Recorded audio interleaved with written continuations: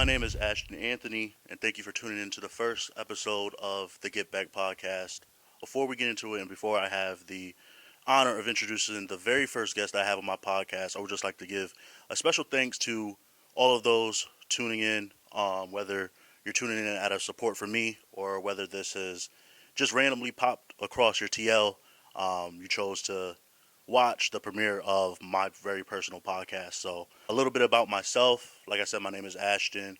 I'm a senior multimedia major here at North Carolina A&T. This podcast is being shot in the TV studio here at A&T, and just doing this. I've always wanted to really do a podcast, dating back to my senior year in high school, where podcasting was always like a good thing, but it wasn't really as popular as it is now. And I feel like since then, everybody and their mother is doing a podcast. All types of celebrities are doing a podcast. So, just want to, do my own, something I've had in the plans for a while. But without further ado, would like to get into the very first guest that I have the honor of bringing on for the very first time for the Get Back, and that is Gabriel Woodard. Gabe is one of my closest friends. We met NABJ in the summer. That's when we first met.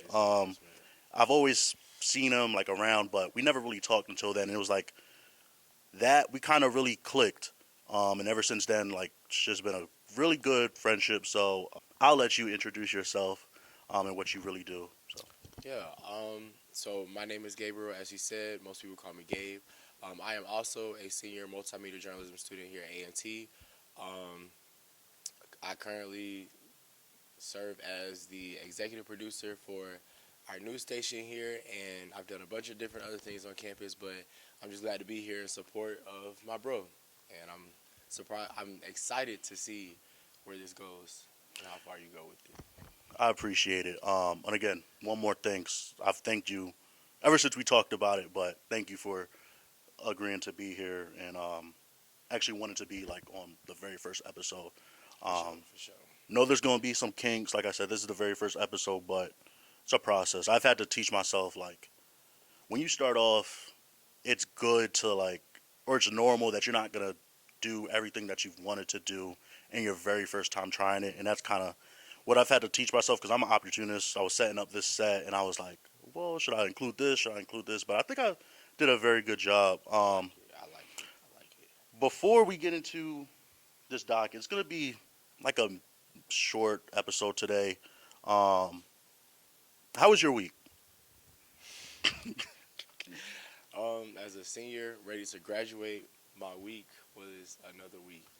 Honestly, I'm getting less and less sleep because of classes, but it's all good. I mean, I'm doing it, taking it one day at a time, looking towards May 11th. Man. That's all I can do for real. Yeah. And we also have spring break around the corner.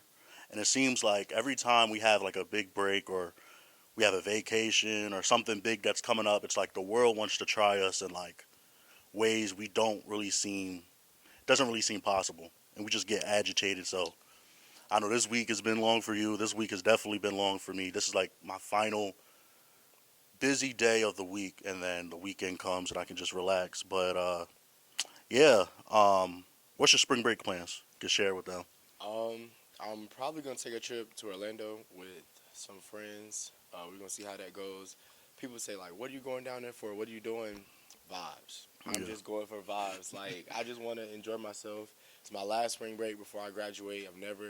This is my second spring break trip, and I just want to make the best of it. Like I love the beach. I love the warm weather. I'm just trying to be outside, but not outside. Yeah. Not outside, different from everybody else outside. But yeah. I won't be doing anything big for spring break. I'll be going home to Delaware. That's where I'm from. You going to see family? Yeah. I feel like it's still big though. Like it is. Still, like, but it's like I don't know. I see everybody doing so like much book stuff. I only had throughout my college career. I've only had one big trip, and that was a cruise that I went on. And that cruise was like, I'm grateful for it because one, I didn't have to pay for it. My grandmother paid for it, but it wasn't really the cruise feel. Like it was a cruise. It was a small cruise ship with a bunch of Who's your old cruise people. with? Royal Caribbean. Yeah, that's yeah. And it wasn't really one of the like the newer boats or the bigger boats. It was like one of their older boats. I forgot the exact name. They always have like Yeah, like something of the the ship seas or name. something. Yeah, Yeah. but I was like one of the only younger people. It was like I could literally count the amount of younger people on my fingers. I can agree with that because when you remember last year I took Mm, a cruise for New Year's with my best friend and her family, and we went to Mexico and we mm, cruised Royal Caribbean. It was like Mediterranean of the seas or something. Um, but I think those cruises, like that specific company, mm, is like kind of meant for yeah, older people. yeah, but like yeah, I think a lot of younger people go on Carnival, Yeah. and yeah, I didn't really have the best experience on my cruise. I was on the third floor and had a lot of motion sickness. Mm. I remember eating chicken. They had like fried chicken. Um, like they would serve at the not the cafeteria, but like where they have like all the The food, dining the dining places. place. Yeah. Yeah, and I bit into the chicken, and the chicken was bloody, Okay. dripping with blood, and I Okay. almost passed out. So I'm really kind of cautious on whether or not I want to go on another cruise. But we went to I where did we say give go? it a try again. Yeah, I say like mm. don't let one experience ruin We went to St. Croix, so that was nice. it. Barbados, St. Lucia, and St. Martin, and those were all the islands were good. It was just the boat. So I think next time I take a vacay, I'm going to get like a little Airbnb and stay on the island instead of like the cruise, Hmm. and I think that's better. But But like, are you gonna like fly to the place and yeah, then? Oh, okay, yeah. yeah, and I've been thinking about it. So maybe I graduate. I said I'm a senior, but this is technically my first semester as a senior. So I graduate in December. So I'm thinking about booking it when I graduate in like that January, because I think the winter time is like the best time to vacate, because it's like I mean people still take vacations in the It winter depends on where you're time. going. Yeah, but it's like not as much. It's not a huge influx of Yeah. people. But got that out of the way. So I every week I'm gonna have a different guest. This probably won't even be the last time you see Gabe on this podcast, depending on how this goes. I'm Yeah. pretty sure like I'll probably have him on another episode. But I want to bring a guest on, a different guest, varies from students. Maybe I can have some professors that I'm cool with and talk about their journey. But each episode will vary. The main topic of that episode will kind of vary to the interest of the guest that I have on. I also want to throw in like some current events, but this week not a lot of things have really happened this week in current events. Not really politics because that's kind of like a touchy thing, but entertainment, sports, depending on the guest, it's the music and stuff like that. I'm not But doing sports. yeah, I don't do sports. but you recently had an article. First of all, I don't have the newspaper here, out of me being unprepared. But if you haven't checked out the latest edition of the A&T Register newspaper, make sure you check that out. It's like a Valentine's Addition. theme, Yeah. yeah, edition of the print. I know by the time this comes out, probably comes out like Monday. Give myself the weekend to edit it, but by the time this comes out, it will be like 2 weeks from Valentine's Day. But still, I think the whole month of February is about love for me. So you had an article about the self love or how black men should express their love, and just talk about like how what really inspired you to make that? Because I read it. You should read it too. It's a really really great article. Also read Minds, but it's a sports article. If you want, if you dabble into that, you can also read Minds. But your article was really really great, and that's going to be kind of our main topic for this episode, um, for about like 10 minutes. Just talk about how we as black men should really express our love, our self love. So So I guess I'll start with like how I came about it. Um, I I was asked by Rose Glee if I wanted to do an article because I had never done an article in the print edition. So I've been doing them and they were just posted. mm, And she was like, "Do you want to do one for the Valentine's Day?" And I was like, "Sure." She said, well, I have these two themes. If you don't like these, you can, pick something and we'll see if it's good. So I thought about it. And I called up one of my friends and I was like, hey, like, I want to do this article, but I don't know what angle to do. I want it to be different. I want it to be unique, just like anything else that I do. And we started talking, and I was like, a lot of people talk about self-love nowadays, and, it's kind of like brushed over. Just like with, like mental health here. Like a lot of people, a lot of different organizations talk about mental health, and it gets so watered down, a lot of people look over it or whatever. So I wanted to take that and look at how people have changed it from the way self-love used to be and the way it is now, which is why I called it the renaissance of self-love. And then that I added the perspective That's of good. a masculine. Lunch. I added the perspective of a masculine mentality because we always hear, how black men should and should not take care of themselves depending on what society deems, okay or yeah, good enough for them. And I guess I also took that because it took a lot of time for me to figure out what self-love was for myself. Yeah. And I feel like these past 4 years here at A&T has definitely taught me what it is and how to go about it. And I feel like a lot of people don't know how to love themselves until they know who they are. Because I mean, if you don't know who you are, you don't know, what you like. Yeah. How to go about making sure you're happy. How to go about making sure your mental is good. And then moving forward, it just kind of falls into place. And as black men, there are a lot of societal stereotypes, and a lot of times we succumb to them. But that's just because of the pressure that we've been under all of our lives. Um, I'll definitely say that the article had a lot of like personal points in it. Obviously the reader, a regular reader, isn't going to know that. Yeah. But when I was writing it, I was taking a piece of myself and putting it into it because when it comes down to self-love, I try to make sure that I do that.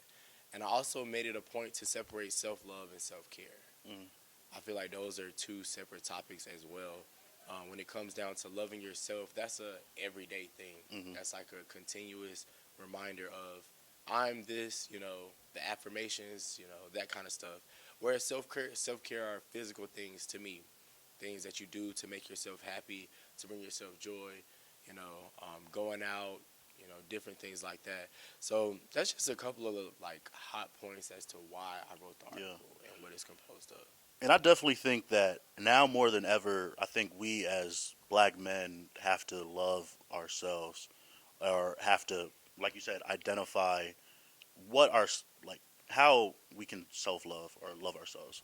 Um, and I think now more than ever, I think the fact that we can't express that to ourselves, I think now more than ever that's being held against us in a way. Definitely. Whether it's like you're in a relationship with a woman or a man, or and you might get classified as you're not emotionally stable for this relationship, or you know you're not emotionally stable for what it takes to be a black man or a strong black man, or you're not emotionally stable. I know none of us right now experience this, but in the future, you might not be emotionally stable for a son or a daughter. And it's not just like, and I've seen it, like we all seen it on media, on how like the whole dating, like it's like now more than ever, dating has become such a controversial topic. Definitely. Like it's more about your materialistic things than Features. yeah, more materialistic things than your characteristics. And when you do express those characteristics, it might not seem, people might not take it likely in that. And I think what's important for us as men, most importantly black men, is like we don't really tend to rely on each other to express our emotions. And when we do, depending on who you're surrounding yourselves with, you might be looked at differently. You might be called soft. You might be, sometimes your sexuality might even be called into question. because of like the narratives and stuff like that, which is stupid.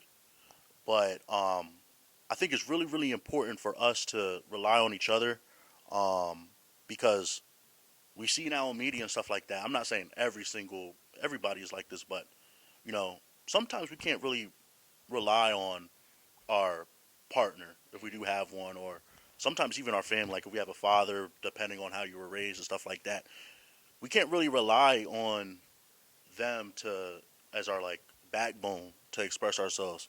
And most of the time, we are finding ourselves in our room, you know, depressed, emotional, crying our eyes out Built because up. yeah, Yeah. because literally the only people that we can express ourselves to at times is ourselves and Hmm. God. Like that's just how it is. I know I'll be vulnerable. Like I've found myself in that scenario sometimes. Um, and I think that kind of lost my train of thought. Um, what was I gonna say? I'll edit this out. But damn, what was I about to say? Um, I really do think that when we when we rely on each other, like we have a brother, I think it makes it kind of easier because you have somebody of your same status who's been through the same things, like that can tell you. Sometimes it's better to go to one of your brothers than it is for your mother Hmm. or your aunt or your Or father. And sometimes just easier, yeah, coming from or being able to go to like a peer mm-hmm, or someone that's going through or has been or has gone through, the same things. mm-hmm. So I agree. And I think like I said about us not being able to express ourselves to like our spouse or like our partners. Like sometimes as a man, I do believe that you need to hold your masculine energy a bit. Like, and for example, like let's just say you and your partner y'all both had a bad day or something. I think as a man, and I hate using this because I don't really like it, but I do feel like in that certain scenario, as a man, you do have to suppress your feelings for your partner to be there for your partner and be able to hold off your emotions in support of her or him, and vice versa. I I think. feel like you shouldn't have to hold off. I feel like there should be an understanding, like if you know who you are Hmm. and like why you are the way you are, which takes self research before you get into a relationship or any kind of connection. Like this could be a friendship with someone. Um, Understanding that leads to communication as to like, okay, I may be an emotional person, or I'm Hmm. a vocal person, or I'm a type of person that holds it in and it just comes out all at one time. So I feel like that's something that doesn't have to happen. You don't have to hold back on that, emotional side or Yeah. yeah. I feel like that's something that can be natural in a relationship. It just takes communication. Like Yeah. if she's not the type to be able to handle that, if she didn't grow up like knowing how to deal with emotions, she's not gonna know how to deal with your Hmm. emotions, right? But you wouldn't know that unless You y'all have a talked about conversation. it. Yeah. Exactly. And I feel like miscommunication is like really one of the bigger issues. One of the biggest issues that result in like relationships or even friendships not really lasting. But the reason why, and after I say this, we can move on. The reason why I brought this up, out like other than your article, was I didn't really know, and I've found this off of a podcast that I listened to. But black men, young black men, lead are like the leading demographic in the highest rising suicide rate out of any demographic, Yep. right? Like young black men are committing suicide. It doesn't matter if it's like a attempt, if they go through with it or not. They're committing suicide at a faster rate than any gender, race. That demographic, young black men, they're the highest rising, fastest growing rate. So, just really wanted to open up this podcast and really that be like the major first topic that we talk about because, and for my podcast as well, because that's something that I really hold dear to me and to my heart. But moving on. I feel like hold on, Oh, go before we ahead. move on, you touched on something that I included in my article that I want to point out, like relying on someone. Mm, So I specifically put in there um, that a lot of people think that self-love is let me distance myself, let me fall back and Yeah. do me. That's not self-love. You have to rely on someone in order to love yourself. It is scientifically proven that as human beings, we need the interaction with other humans in order to properly operate. Yeah. And so for you to think that you're like you separating yourself from society or pulling back is helping you, you're really hurting yourself. Mm. So when it comes down to, this is not just for black men, this is anyone. Everybody. When it comes down to like taking care of yourself, you know, having a person there, a lot of people are like, I don't like having friends, or I don't like trying to make friends, that kind of stuff. You don't necessarily have to have like a super close friend. Just an interaction with someone, doing different things that you enjoy, not just them, but you enjoy as well. That plays a part in your mental health. Like, I feel like a lot of people look over Yeah. that. Like, I don't like seeing people or hearing people say, "Let me just like cut everybody off."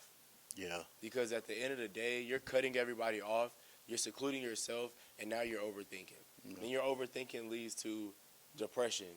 And in depression, who knows what. So it can turn into a spiral really, really quick. And more times than not, you cutting people off, because I've been here too. You cutting people off out of I like, have to.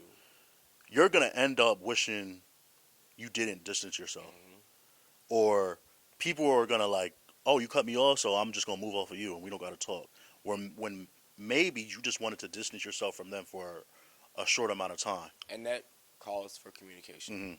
Hmm. Hey, Yeah. I'm going through something. I'm going to just lay low for a little bit. Yeah. That's it. I mean, Yeah. That's something, and we can really talk about it more. This conversation can go on forever, but we do gotta move on, just cause it's cool. this is not my office, not my studio. This is the A&T studio. So wish I could have this for the whole day. I'd do so much stuff in here if I could. But so another aspect that I've noticed is like when we decompress. When we decompress, and I've noticed like when you decompress, because we've been in the office, in your office, and stuff like that. You like to listen to music a lot, and that's a main thing. I feel like a lot of people decompress by listening to music and vibing to music. It really just, It just does something. yeah, it just does something to you. So, um, we have a segment. I have a segment each week that is going to be based on the guest that I have on. It's called Top Fives. So what I have is this segment requires my guests to list their top five of a topic. This could be something complex, or it can be as goofy as like name your top five cereals, name your top five food. Like it can vary. But I wanted to start this off. You really passionate about music, so give me your top five artists, your favorite artists from 5 to 1, and I'll after you go, I'll go as well. So I would say I listen to a lot of different genres of music, and you know that. Yeah. Now, my number one being gospel. What genre top five do you want? Uh, doesn't really matter. I'll tell you, I'm going off of like hip hop and R&B because that's just what I listen to. But you can go off of like I'll go whatever. off. I'll go off R&B. Yeah. Number five, probably. Oh, this is kind of hard. 5 to 1. Can I do it the other way? Yeah, it Okay, didn't really matter. I just said 5 to 1 just because. But Okay. Number one, my probably would be. Dang. Who do I listen to a lot? we gonna get into her after this. Okay, no, I don't listen to her that much. Okay. I do like her, but she's on the list. Okay. Okay, number one would probably be SZA. Okay. Okay. Number two would probably be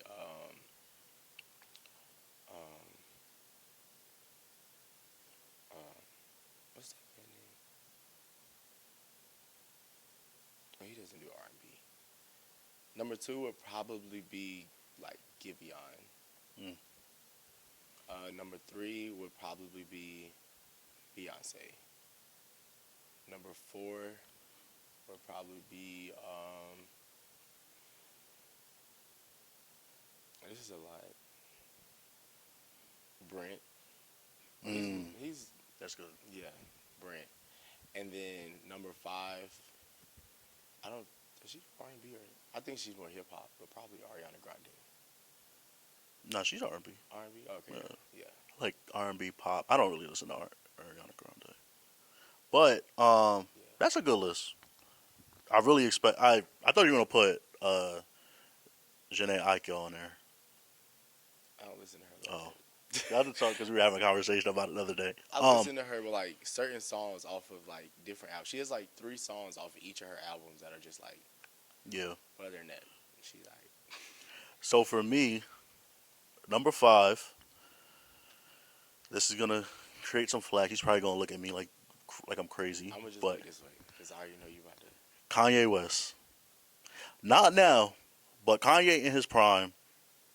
Really, if Kanye ended his career at the end of his prime Be before on he the started to go list. crazy, before he started to go crazy, he would be much more higher on my list. But Kanye, listen, there's not a rapper, and I don't care if maybe this is me being biased. There's not a rapper, keyword rapper, that has a better discography than Kanye West. There's not one. And I will die on that hill. I will Yes, you die will. on that hill. All right, move on. There's not a rapper. Move on. There's not a rapper that has a better discography. Please If you don't know what discography means, look it up. look it up. Discography means your body of work, albums, you know, producer tracks. Your There's content as yeah. a whole. There's not a rapper that has a better discography than Kanye West. Number four, in my opinion, he's the greatest rapper of all time, Jay-Z. Jay-Z, just a GOAT. Longevity, impact, body of work.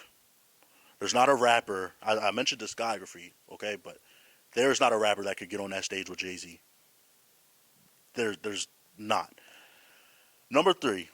I'm gonna let you finish. Even though I don't listen to Beyonce like that, I have to give her props because she is one of the greatest, and she has put together a remarkable career that barely, not a lot of people can compete with. Correct.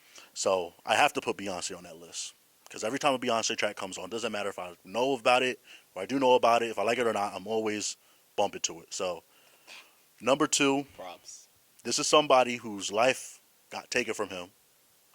At he went too soon, but while he was alive, he was great. Marvin Gaye. I don't even have to. Yeah, yeah. I don't even have to explain that. And number one, and this will tie into our next topic. He is the greatest. Period. The greatest anything. You got this.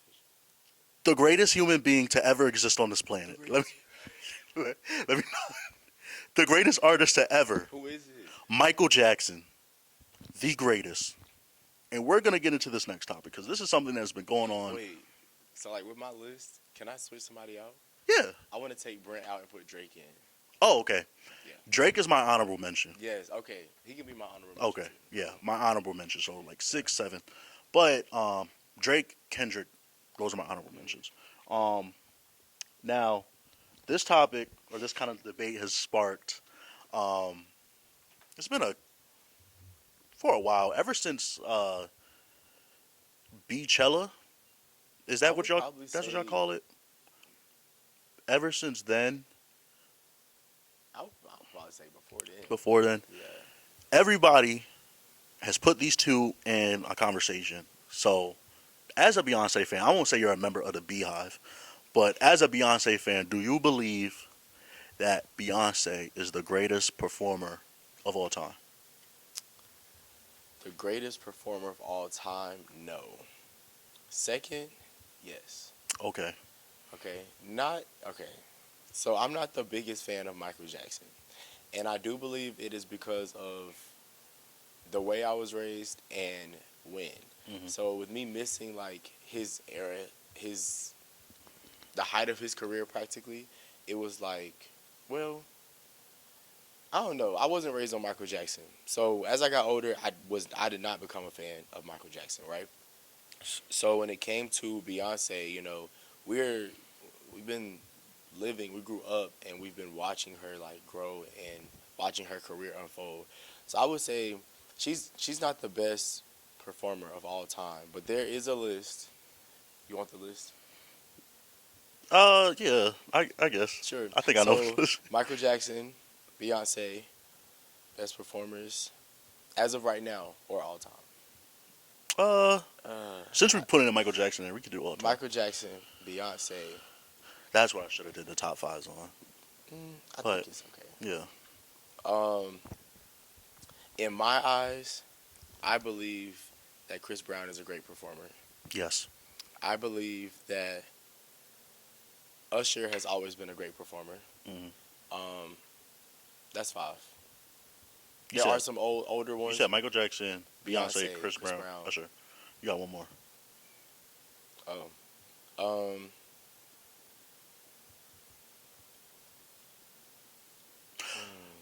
I'll fill in one for you, Go ahead. even though you're not familiar with the rap game.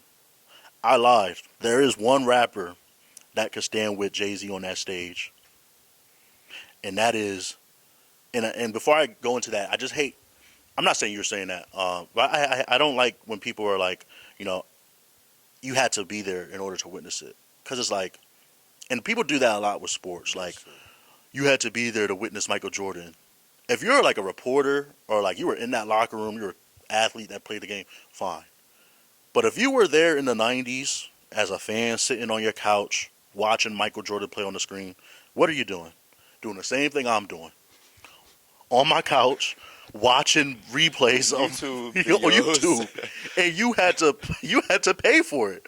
And I get it for free. Yeah. But so that's kind of my thing. But I like to go and watch documentaries and stuff like that. There's one rapper that could compete with Jay-Z on that stage, and that is DMX.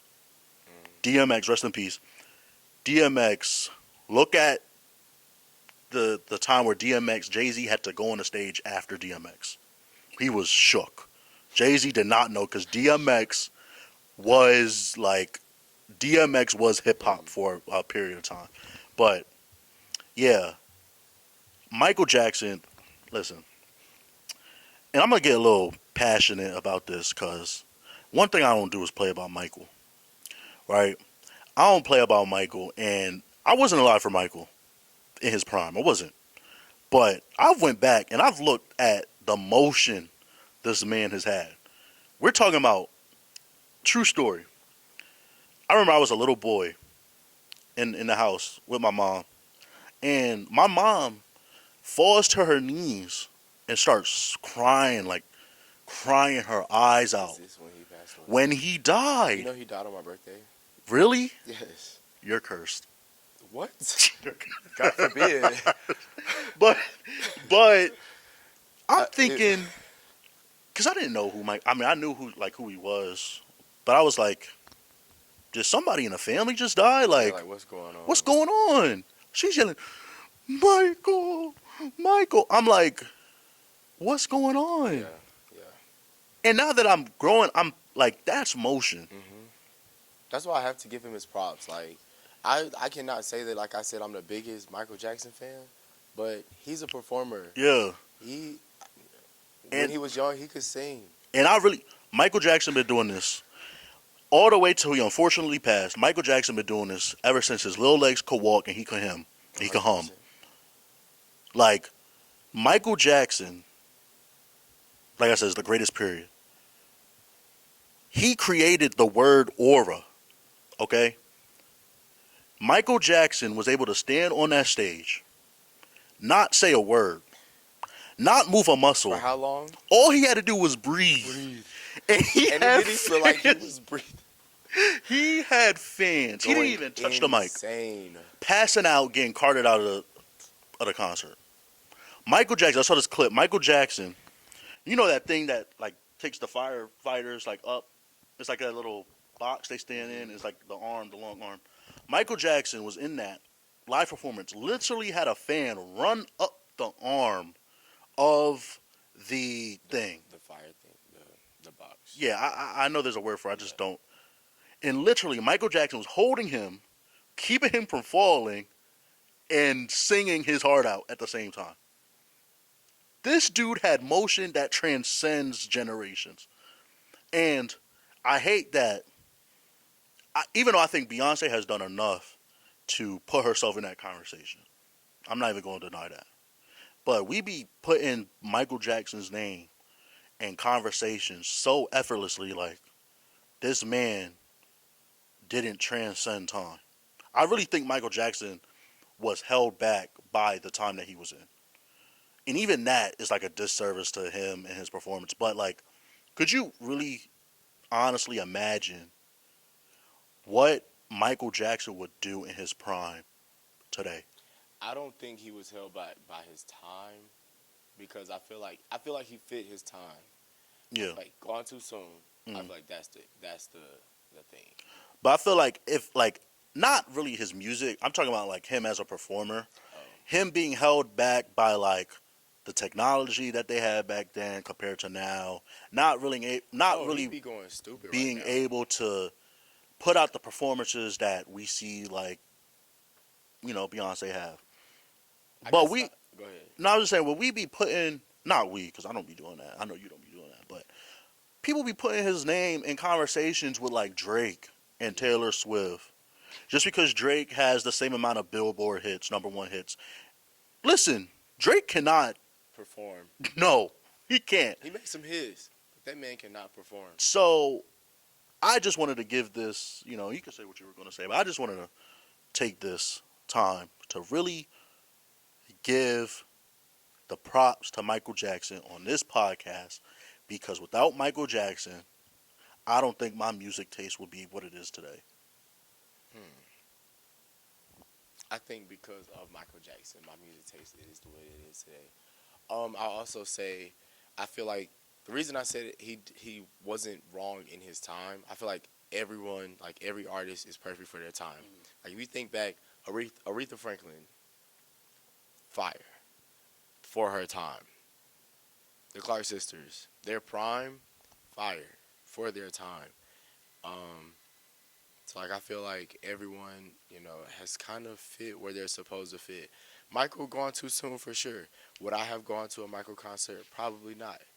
But You that's will just go me. to a Michael I concert. probably would not.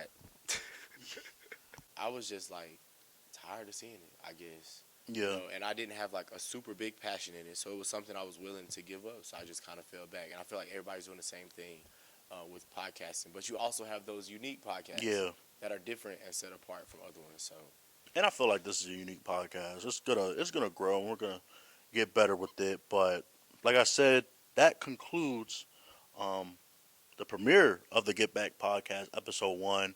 Had the honor of having Gabriel Woodard on. And the host, myself, Ashton Anthony. And with that being said, I had something in my head. okay, do it over. With that being 'Cause said, I- what are we doing?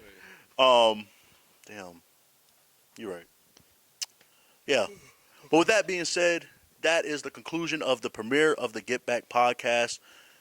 Gabriel Woodard, Ashton Anthony, episode 1. This is going to be a very, very great ride. I'm excited to experience it. Make sure if you enjoyed it, leave a like, comment any of your thoughts if you have any, and also subscribe. Do me a big favor, help the channel grow. Help the channel grow. With that being said, we're out. Deuces. All right. That was good. How did you feel about it? With that being said, another segment. We have more segments out incorporate, but for this episode, since we're just kicking off the podcast, I only did 2 segments. This segment will be featured every single week as well, and that is album of the week, album suggestion of the week. So what that is I kind of took inspiration from one of my favorite podcasts. They do movie suggestion of the week because they're passionate about film. I'm passionate about music, so and I also want to showcase some of my vinyls. Y'all see, I set up like 3 vinyls. I have more. I have like way more, but I feel like this is like the big 3 of rap of me, like my time growing up in like 2010s, late 2000s, 2010s, and I put like some of their best albums. Take Care, 2014 Forest Hills Drive, To Pimp a Butterfly. I don't think To Pimp a Butterfly is this artist's best album, but his best album to me is what is going to be album suggestion of the week, and that is Good Kid, Mad City. If you don't know about this album, I know you don't really get into hip hop like that, but I've also wanted to do this segment for people because I feel like I conversate, not with you, but a lot of other people, I conversate with them about rap and music, and a lot of people don't really know like music outside of The our day. mainstream, Yeah, like people don't know how to listen to non-mainstream music, and that's even any though, genre. and not even non-mainstream music, but just music that have, that has came before them. Like Oh yeah, with this album I believe released in 2013, and this is a very popular album. Most of you, I don't know how many views this will get, but most of you will probably know this album. But I wanted to do that for the small amount that doesn't know this album. In my opinion, this is Kendrick Lamar's best album. Good Kid, Mad City. This album is basically about the title, like what it is, a good kid in a mad city. But it's like how it's spelled out. It's spelled out in like abbreviation, so like G period O period O. I don't really know what that stands for. I wish I would have done my research before, but I know what the album is about. So this is about Kendrick's upbringing in Compton, California, his hometown, and he was a good kid in a mad city. Compton is like viewed in the lights of like New York, yeah. Chirac, like so really a lot of gang stuff goes on in Compton, and this is really about him not really getting turned out by the city completely, but him going through that growing up and kind of finding a balance. I felt like if he got turned out completely by the city, Kendrick Lamar wouldn't be who Kendrick Lamar is today. 100%. Right? This is an automatic classic. I'm gonna just say, I don't know. Maybe this is my biasness. Is that a word? Biasness? I think so. It's the noun of bias. Maybe this is me being biased, but I truly believe that this is a top 10 rap album of all time. And I've listened to a good majority of the greatest rap albums of all time. This is top 10 for sure. You have tracks on here. Just don't kill my vibe. I'm not going to say the word, but probably one of his most famous tracks. Yeah. Just don't kill me. Backseat Freestyle, Poetic Justice featuring Drake, Mad City, um, Swimming Pools, and then you also have tracks that aren't really his hits, but they are really really good tracks. The Art of Peer Pressure, Sing About Me, I'm Dying of Thirst. That's arguably his best track ever. Um, and what I want you to do, if you do decide to listen to this album between now and the next week's episode, don't just listen to the hits, because each album or majority of the albums that I have, it's a story within them. Listen to it like as if you were listening to an audio book or watching a movie, and listen. Just select the album, press play, track one all the way to track I think 16. It does have some bonus tracks on here. I think it ends before the bonus tracks, but to the last track and just really look at the story, because if this were to be transferred into like a movie and it would take the script and like base it off of this album, it would be a really really great movie. And it's a really really good album, one of my favorite albums of all time. um, some of his most famous hits are on this album, like I said. Poetic Justice is just something that in the thunder. I hope you cut that out Maybe I'll embarrass myself. a little I bit. don't know. But yeah, that's album suggestion of the week. Every week I'll have a different album. I don't have all vinyls. I am a upcoming vinyl collector, Same. but albums that I don't have, I'll make a graphic and put it over the screen. But yeah, I think that wraps up episode one. So one final time, thank you, Gabe, for being the very first guest. Pretty sure this won't be the last time you'll be on this podcast. I think we've done good for the very first episode. I mean, good conversation we had. A good serious conversation, goofy conversation. Really dwelled on a lot of things. I think this is still. When did we start? 10:45. Yeah, something like that. So we're about like 30 minutes. So That's kind of a good thing. But yeah, and also I would just like to thank all of those that are tune into this podcast, listen to it. This will be on YouTube.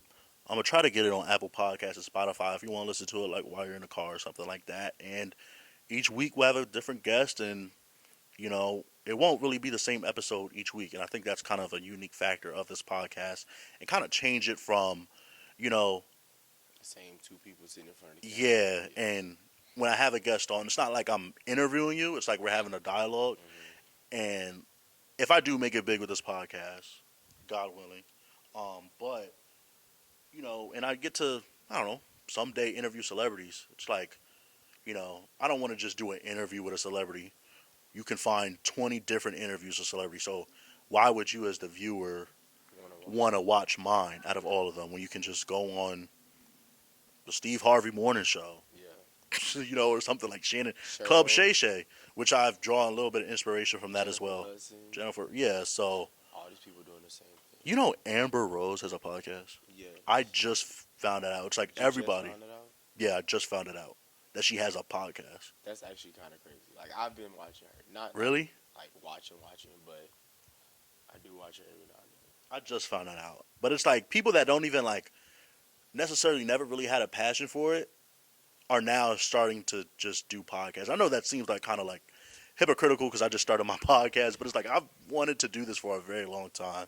That's just like with content creating. I was a content creator for a period of time, and it just got to the point where everybody wanted to be a content creator on TikTok, Instagram. You were seeing the same things, and I was just like tired of seeing it, I guess. Yeah. And I didn't have like a super big passion in it, so it was something I was willing to give up. So I just kind of fell back, and I feel like everybody's doing the same thing with podcasting. But you also have those unique podcasts that are different and set apart from other ones. So. And I feel like this is a unique podcast. It's gonna grow, and we're gonna get better with it. But with that being said, that is the conclusion of the premiere of the Get Back podcast. Gabriel Woodard, Ashton Anthony, episode 1. This is going to be a very, very great ride. I'm excited to experience it. Make sure if you enjoyed it, leave a like, comment any of your thoughts if you have any, and also subscribe. Do me a big favor, help the channel grow. With that being said, we're out. Deuces.